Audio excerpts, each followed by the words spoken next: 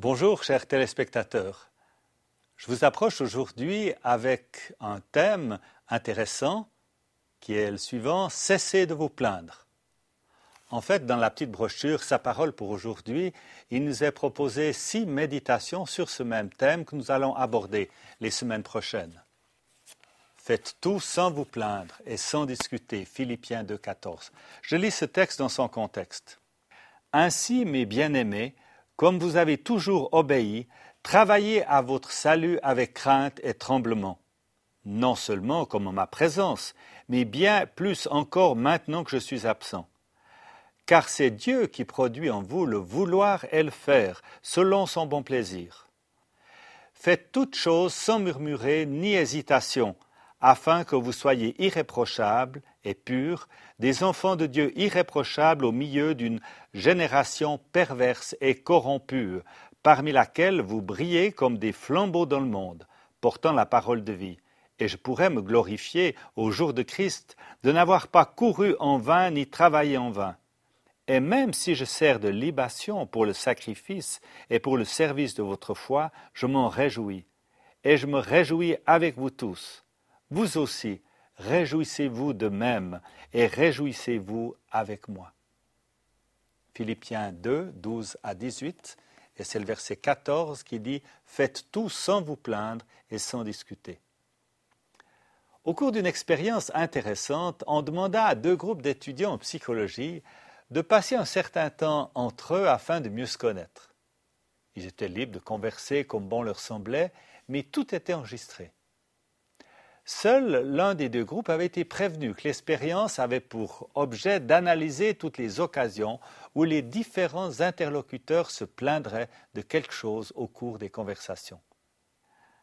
À l'issue de l'expérience, tous les protagonistes furent surpris de découvrir combien souvent ils s'étaient plaints d'une chose ou d'une autre. Et les participants du groupe prévenus à l'avance de l'objet de cette expérience s'étaient plaints presque aussi souvent que les autres. Confrontés à nos actions et à nos choix, notre première réaction est de nous plaindre. Nous nous exclamons « Ce n'est pas de ma faute.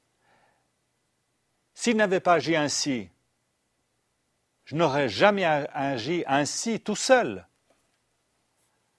Adam n'avait reçu aucune leçon dans l'art de se plaindre. Pourtant, pris sur le fait, il affirme à Dieu « C'est la femme que tu m'as mise auprès de moi qui m'a donné de l'arbre et j'en ai mangé. » La femme, de son côté, répondit « Le serpent m'a induit en erreur et j'en ai mangé. » Vous trouvez ceci dans Genèse 12, verset 13.